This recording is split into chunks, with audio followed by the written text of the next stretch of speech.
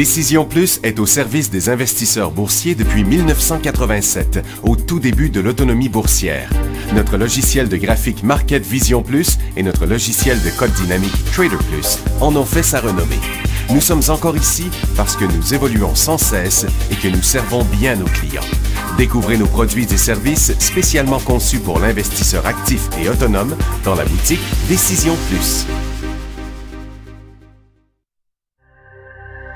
Le logiciel de graphique Market Vision Plus est en français.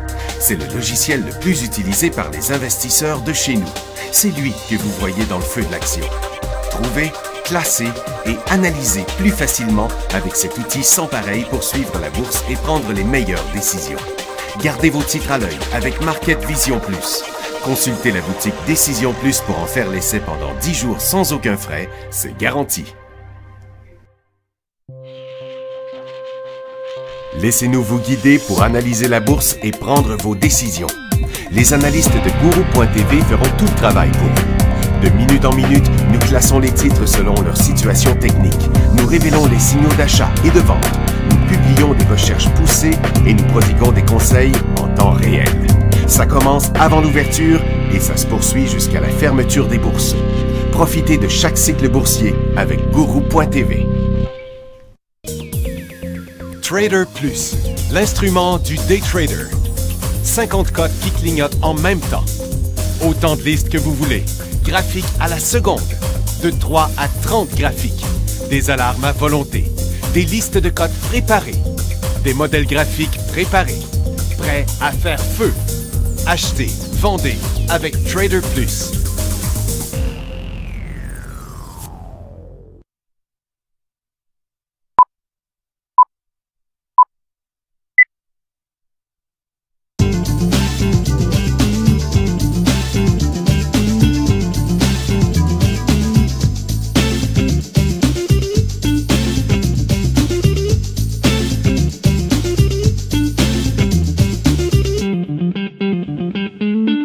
Hein? Ouais.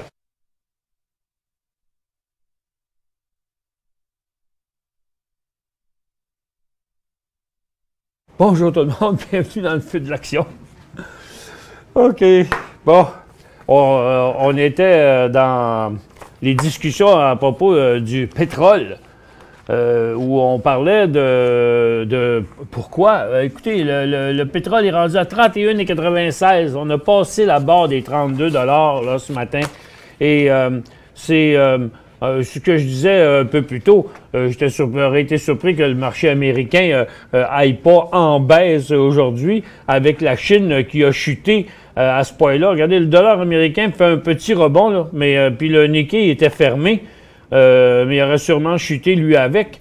Mais la bourse de Chine a chuté de 2,76 encore. Et regardez le mouvement ici, là, solide là, comme mouvement là, en Chine. Un nouveau bas pour l'année, c'est pas rien.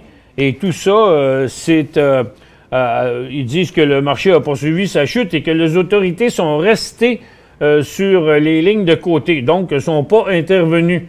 Donc, et les marchés en Chine ont fortement accéléré dans la dernière heure avant qu'ils ferment.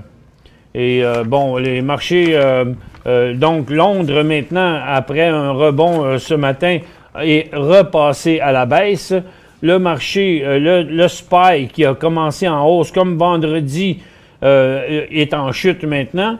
Et le marché de Nasdaq glisse aussi et le Dow Jones, le marché de Nasdaq glisse et le Dow Jones aussi est sur le point d'accélérer là, à la baisse. C'est maintenant moins 29. Et sur le TSX, moins 140 points. Quelques petites nouvelles, on reviendra aux techniques. Arch Coal se place sous la protection de la faillite. Il vise à éliminer 4,5 milliards de dettes à travers leur réorganisation. Apple, c'est qu'ils ont maintenant plus de 10 millions d'abonnés. En octobre, il avait annoncé 6,5 millions d'abonnés. Puis c'est Apple Music, doit-on dire. Et Baxalta se fait acquérir par Shire. C'est rare que les titres se font acquérir puis sont en baisse, là. Et Shire, ben, il sort de l'argent, il est en baisse, c'est sûr, en plus du marché qui baisse.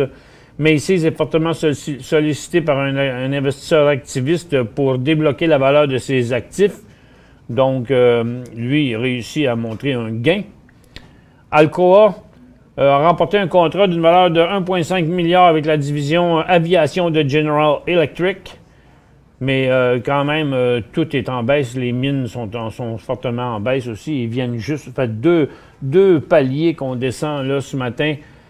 Le pétrole est aussi en forte baisse à cause de la demande en Chine. Et l'ex-président de Performance Sport Group a dit envisager de rendre l'entreprise privée parce qu'il n'arrête pas d'aller mal. Et si les tendances actuelles ne s'améliorent pas, qu'ils disent. Suncor est en chute aussi et prolonge son offre d'achat hostile sur Canadian Oil Sand. Et Canadian Oil Sand, lui, ne bouge pas. Et Enbridge dit qu'ils ont un plan pour respecter les délais réglementaires sur le pipeline Northern Gateway. That's it. That's all sur les nouvelles. Donc, comme vous voyez, le marché de Nasdaq maintenant, ce matin, était en hausse, a finalement traversé son creux de ce matin et de vendredi, et là, s'apprête à passer sur un autre baisse encore. Donc, il est fort possible que les marchés finissent encore plus bas que ce qu'on les voit présentement. Donc, sur le Dow Jones, on est sur le triple creux de ce matin, qu'on voit ici. Et puis, sur le TSX, ben, on descend. On est en train de faire le 3e cycle baissier depuis ce matin. Dans les ressources, le gaz est en baisse. Le pétrole était en baisse et a chuté vers les 10 heures, environ les 10h45. Et puis, donc, les pétrolières continuent à chuter aussi. L'argent était en hausse, mais semble vouloir s'en aller en baisse. L'or a fait un petit rebond et qui est en baisse aujourd'hui. Et là, s'apprête à faire un autre mouvement sûrement pendant l'émission. Et les titres orifères, eux autres, sont moins solides que l'or lui-même, chutent plus. Les mines ont baissé sur 2 paliers différents ce matin, sont stabilisés. Et les autres secteurs sont pas mal tous en baisse avec des nouveaux bas là, au cours des dernières minutes. Là. Donc, c'est de la vente mur à mur encore sur les marchés. Difficile d'ouvrir des positions à la baisse là, avec des marchés qui chutent depuis aussi longtemps. 2 cycles baissiers en ligne sur le marché de Nasdaq. Même chose sur le Dow Jones. Le dernier, 1753 à 16327. Là, on a 600 points de perdu quand même dans ce mouvement-là. Et le SPY, c'est pareil. Puis le TSX qui fait toujours des nouveaux bas. Ben, ça l'est déjà risqué depuis une couple de jours qu'on aurait pu avoir un fort rebond, mais là, ça donne que c'est en aller plus loin. Donc, si vous aviez des FNB baissiers, si vous avez pris des profits parce qu'on avait chuté quand même pas mal, on continue, on conserve la portion qui nous reste. Si vous ne l'avez pas fait, on vous conseille toujours de le faire. Et puis, mais avant d'acheter des positions à la hausse, par contre, oups, là, il faudrait peut-être... être prudent là-dessus, là, parce qu'on jusqu'où ça va aller, cette affaire-là, on va le voir lorsqu'on va être rendu. Donc, le Dow Jones résiste quand même pas mal, mais ce que j'ai... il est revenu à positif, là. Mais regardez les titres, il y a quand même un bon paquet de titres qui continuent encore à la baisse sur le Dow Jones, United Technologies, Caterpillar qui fait un nouveau bas, pour l'année. Johnson & Johnson, vous voyez, après avoir traversé son support important aussi.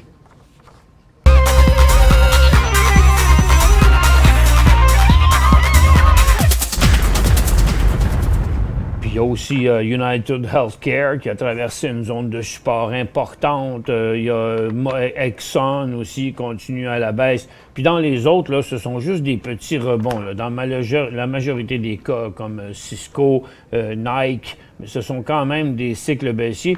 Et puis, mais beaucoup de titres du Dow Jones sont quand même en chute. Donc, les plus forts font un petit rebond, mais si ça ne tenait pas, ben, le marché va suivre les autres. C'est sûr que le marché américain va pas aussi mal que la Chine, mais quand la Chine a la grippe, le marché américain a tout, ben, pas le choix de tousser un peu.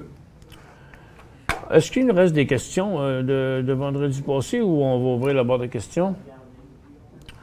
Et puis, donc, comme vous pouvez voir, le pétrole, là, ça chute quand même pas mal aujourd'hui. On va regarder sur la journée au complet, là. Donc, on a parti en baisse, on a fait un bon plateau, on a reparti encore en baisse. Là, on semble en train de se stabiliser à nouveau. Le gaz, finalement, a mis fin à son mouvement, son cycle haussier ici, qui a été inversé là, ce matin. Et toute reprise à la baisse là, va nous ramener inévitablement sur UNG à 8,40 $. Et puis, le secteur énergie, bien, rien d'autre à dire que le secteur continue son cycle baissier. Sur l'or, on se tient quand même bien, là. Il n'est pas impossible que ce soit un creux à ce niveau ici pour l'or qui pourrait redécoller à la hausse incessamment si les marchés se mettent à aller encore plus mal, parce que c'est ce qui est arrivé la dernière fois. Dans le dernier cycle baissier, on avait quand même eu une poussée sur l'or. Et puis, mais les titres continuent à se corriger. De toute façon, depuis au moins jeudi ou vendredi, on vous conseillait de prendre des profits sur le dernier cycle haussier qu'il y avait. Puis là, on n'est pas encore rendu dans la situation survendue, donc on pourrait peut-être annuler complètement le dernier cycle haussier, là, puis il reste peut-être encore même un peu de baisse dans le secteur. Le secteur minier, ça ne s'améliore pas. Le titre avait fait une base vendredi, là, mais 2 cycles baissiers de suite ce matin dans un graphique en 1 minute, ça va être plus évident. Vous voyez, un cycle baissier qui a eu bien de la misère à se stabiliser et a décroché encore. Et regardez, il n'y a même pas personne qui saute sur les deals. Donc, le marché n'a pas l'air à trouver que c'est pas cher. Non, je pense que pour eux autres, ils ont l'air à penser que ça va s'en aller encore plus loin. Donc, la majorité des secteurs continuent leur cycle baissier. On a juste les télécoms qui résistent, la consommation de base, mais c'est quand même fragile. Et la technologie aussi qui veut traverser, mais qui n'est pas encore traversée. Et les services aux collectivités, c'est à peu près le seul là, qui font un rebond. Tous les autres, là, les services financiers continuent à la baisse, les industriels continuent à la baisse et on est à moins 124. Donc, c'est limité pour l'instant sur le marché américain avec moins 17 sur Nasdaq, plus 16 sur New York et moins 124 à Toronto. Donc, pour l'instant, là, on n'embarque pas encore parce que c'est pas encore évident qu'on a un deal là parce que c'est pas cher sur le marché. Tous les marchés sont en tendance baissière. Même le marché de Nasdaq puis du Dow Jones, à peine y a-t-il une petite pause, mais ça pourrait redécrocher là, au cours de l'après-midi en prévision parce que ça dépend de ce que les analystes s'attendent. Comme les autorités chinoises ne sont pas intervenues, ils ont peut-être dit, bon, on va laisser le marché s'arrêter de lui-même. Donc, et ça a chuté fortement dans la dernière heure. Si ça chute encore cette nuit, bien, on va avoir une autre rechute du côté du marché américain. Donc, peut-être eux s'attendent à ce que le marché chinois rebondisse, mais on va voir ça, là, qu'est-ce que ça va donner en après-midi. Je pense que ça va rester très fébrile en après-midi, les marchés. On a ici quelques questions. On a AIM qui est demandé par Chris. EMA, il se tient bien, mais il est en tendance baissière. Et il est quand même sur une zone de support très importante. Donc, il y aurait un signal à 8,70. Là, il y aurait le début d'un nouveau cycle baissier. Puis à la hausse, bien, je pense qu'il n'y a pas grand-chose qu'on peut faire entre 9 et 10 piastres ici, là, parce qu'il y a beaucoup trop de résistance à 10 $. Tant qu'on n'aurait pas passé les 10 $, le titre ne sera pas intéressant. TST, on en parle souvent. Est-ce un achat? Non. Toujours pas un achat. Il est en situation survendue, il est en tendance haussière, il est sur un creux, mais avec la condition du marché, il faudrait rester prudent parce qu'il pourrait repartir à la baisse. Je dirais là, pour On va regarder ça avec un graphique en 15 minutes, là. Tiens, je dirais qu'il faudrait au moins attendre qu'il touche les 43 avant même de penser, autrement dit, qu'il décolle à la hausse par rapport à ce creux-là, ici. Là. Donc, ce serait comme 43. LRN... Oh, LRN, c'est Cogic. Je ne sais pas c'est quoi. On revient là-dessus après la pause. Pour joindre Michel Carignan et son équipe par courriel, écrivez à michelcarignan@decisionplus.com. 5 bonnes raisons de gérer vos investissements avec Banque Nationale Courtage Direct. Des frais de commission fixes à 9,95 en tout temps pour tous les clients et à partir de seulement 6,95 si vous êtes un investisseur actif. Aucun frais d'administration annuel si vous détenez plus de 20 000 $ dans vos comptes. La possibilité d'ouvrir des comptes enregistrés en devise américaine. Des outils performants afin de faciliter vos prises de décision. Un service à la clientèle primé et un niveau de satisfaction parmi les plus élevés de l'industrie. Pour en savoir plus, visitez le bncd.ca ou appelez-nous dès maintenant. Décision Plus est au service des investisseurs boursiers depuis 1987, au tout début de l'autonomie boursière. Notre logiciel de graphique Market Vision Plus et notre logiciel de code dynamique Trader Plus en ont fait sa renommée. Nous sommes encore ici parce que nous évoluons sans cesse et que nous servons bien nos clients. Découvrez nos produits et services spécialement conçus pour l'investisseur actif et autonome dans la boutique Décision Plus.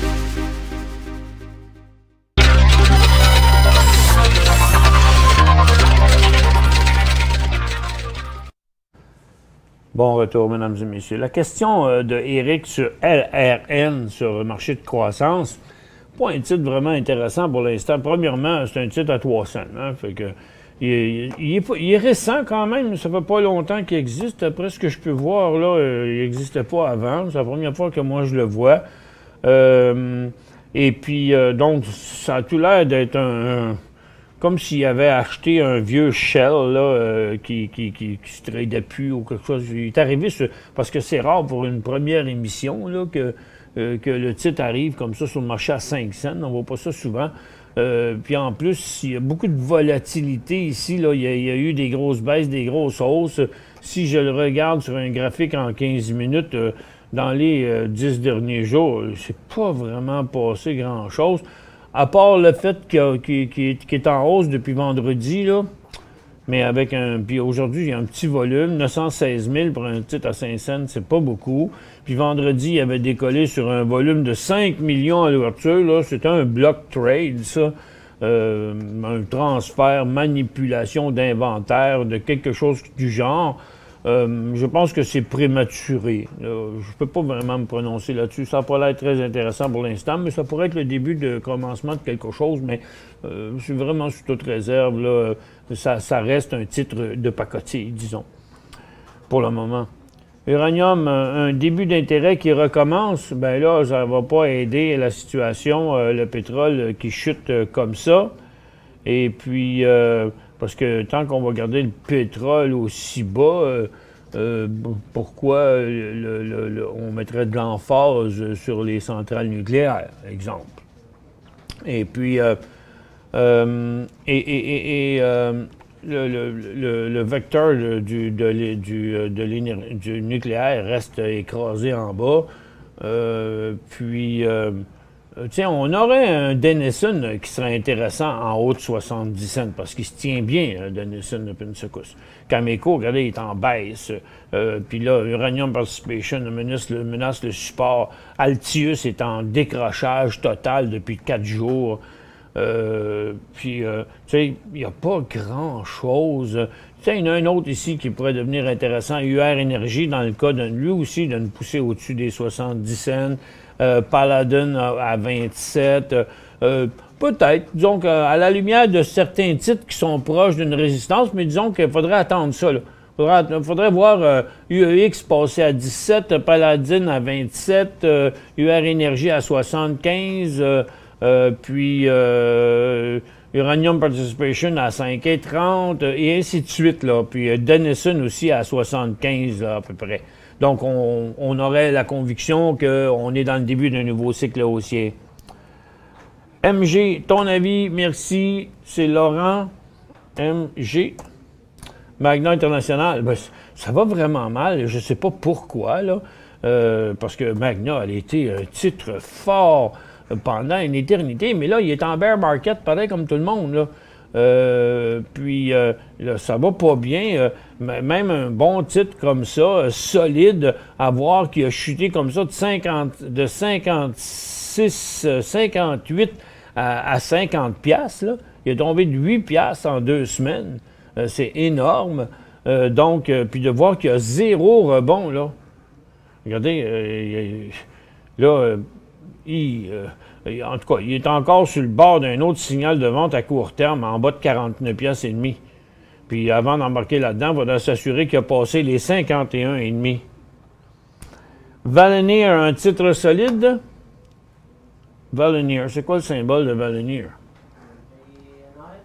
VNR? Ah, tu as raison, Maxime, merci beaucoup. Regarde, oui, il est solide.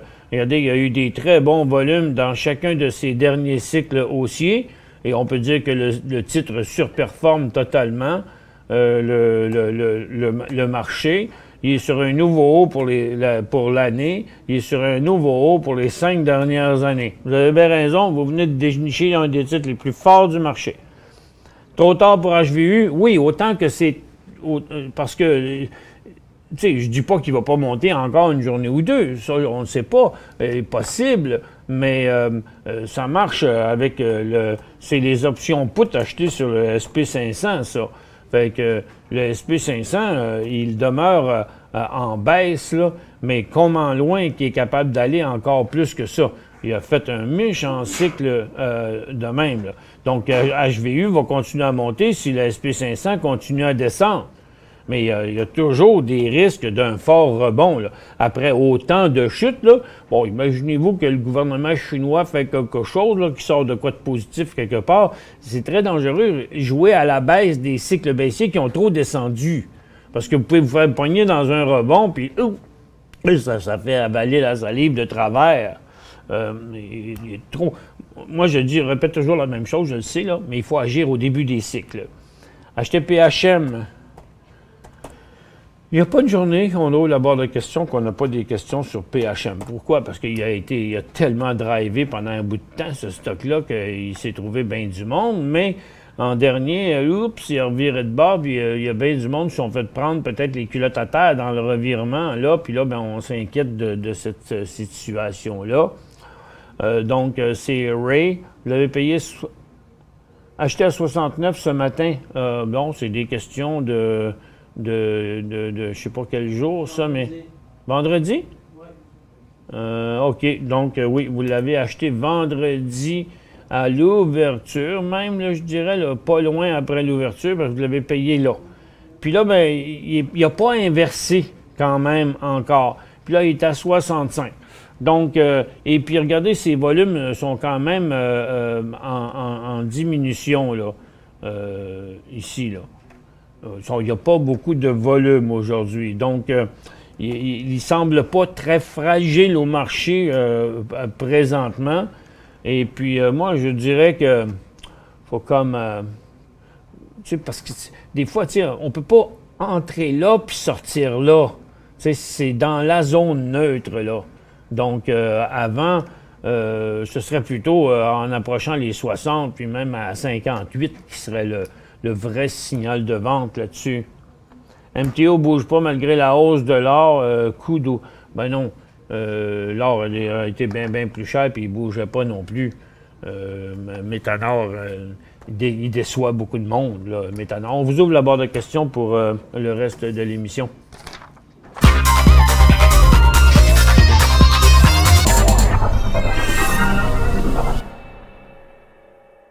Cinq bonnes raisons de gérer vos investissements avec Banque Nationale Courtage Direct. Des frais de commission fixes à 9,95 en tout temps pour tous les clients et à partir de seulement 6,95 si vous êtes un investisseur actif. Aucun frais d'administration annuel si vous détenez plus de 20 000 $ dans vos comptes. La possibilité d'ouvrir des comptes enregistrés en devise américaine. Des outils performants afin de faciliter vos prises de décision. Un service à la clientèle primé et un niveau de satisfaction parmi les plus élevés de l'industrie. Pour en savoir plus, visitez le bncd.ca ou appelez-nous dès maintenant. Laissez-nous vous guider pour analyser la bourse et prendre vos décisions. Les analystes de Guru.tv feront tout le travail pour vous. De minute en minute, nous classons les titres selon leur situation technique. Nous révélons les signaux d'achat et de vente. Nous publions des recherches poussées et nous prodiguons des conseils en temps réel. Ça commence avant l'ouverture et ça se poursuit jusqu'à la fermeture des bourses. Profitez de chaque cycle boursier avec Guru.tv.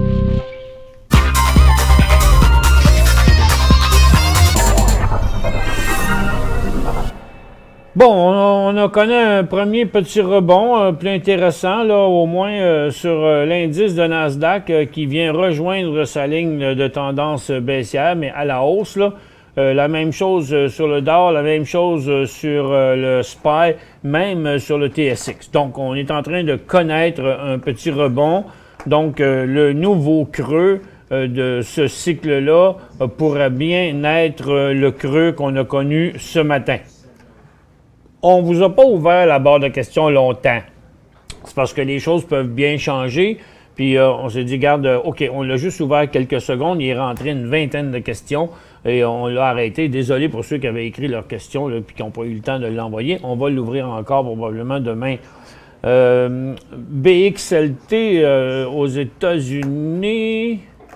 BXLT. C'est quoi ça, cette affaire-là? Ah, Baxalta. Ben oui, on l'a vu ce matin en plus. En day trading, vendu à découvert. On a-tu mis ça dans un top 5 intra-séance ce matin? Non, il est dans les nouvelles de ce matin, par exemple. Baxalta va être acquis par Shire. Et je comprends pas. Peut-être que vous n'avez pas vu la nouvelle, mais vendu à découvert ce matin, 39,95, racheté à 39,15. Ouf! Lors du rebond de 11h30. Et quel serait votre stop pour le reste? OK, on va regarder ça, mais attention, il y a une offre d'achat sur le... Il a été acheté, même. Il a été acheté en action pour 32 milliards en argent ou en action à environ 45,57. Ça se peut-tu? À 45,57. Ah, peut-être qu'il y a une portion d'action, c'est pour ça que là, il vaut 35, là. Et, OK. OK. Peut-être que ça a profité de ça, parce que le prix descend s'ils vont payer en action. Je ne sais pas trop quoi, là. Je ne sais pas c'est quoi la patente, mais c'est un peu bizarre de le... C'est ça, c'est en action puis en argent. C'est pour ça que le prix s'est rajusté plus bas. Fait que, oups, vous avez été chanceux. Vous avez profité d'un calcul mathématique, là. Mais en étant acheté de même, comment ça marche? Là, c'est une bonne question, c'est la vente à découvert. Parce que là, comment tu fais quand tu le short puis il y a un deal en action et en argent? La transaction est annoncée aujourd'hui, mais loin d'être complétée. OK, elle n'est pas complétée. Bon, d'accord. Bien là, pour l'instant, il demeure à la baisse. Quand même. On peut pas rien enlever à votre trade que vous avez fait de l'argent, vous avez vendu la moitié. Moi, je vous dirais, vous avez shorté 39,95, puis l'inversement réel, là, ce serait comme 39,65, mais à très, très court terme, ce serait comme à 39,25, là. Moi, j'aurais tendance, pour maximiser votre profit, je mettrais votre buyback, là, votre rachat à 39,25, 39,30, disons. HPE, 1500. Félicitations, Pete, pour ce trade-là, là, franchement. Ouf. HPE, 1500 obtenus dans le split de HPQ à 1 tiers, vendu le 1er décembre, 1 tiers à 28. Aïe, aïe, ça va être compliqué, celui-là. HPE, 1500 dans le split. OK. Là, j'ai bien de la misère à suivre avec ça, là. Sur quel titre qu'on parle vraiment, là. Parce que c'est compliqué, votre affaire vendue 1er décembre et 1 tiers le 28 décembre. Oups, là, puis là. Écoutez, il va falloir que je revienne là-dessus. Je vais prendre un peu plus d'informations parce qu'il me mélange un peu votre trade, là. C'est un peu complexe. Je vais vous en parler demain. GBU. À Toronto, Gabriel Resources, qui va tellement mal depuis longtemps. La mine est à l'arrêt et en poursuite contre le gouvernement qui fait monter le titre.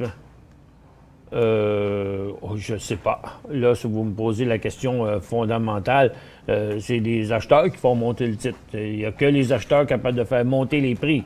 Pourquoi? La mine est en arrêt, mais le stock n'est pas en arrêt. Donc, probablement parce qu'ils pensent que... Certains pensent qu'ils vont avoir gain de cause, je présume. TCK, est-ce bon pour une vente à découvert? À 4,15 actuellement. Bien, attention, là, encore une fois, on est loin dans un cycle baissier ici. On va regarder, et tous les titres de cuivre sont comme ça, là. Et puis Tech aussi. Bon, est-ce qu'on peut... La question est, est-ce qu'on peut le considérer comme un nouveau signal baissier? Bon, de toute évidence, ça avait l'air que oui, mais ça, c'est juste une journée de côté, là. Je le trouve... tu sais, c'est comme si vous auriez fait ça un peu avant, là, lors d'une baisse comme ici ou comme ici, au début du cycle baissier. Ça, encore une fois, ici, je trouve ça un petit peu inquiétant de le vendre à découvert là.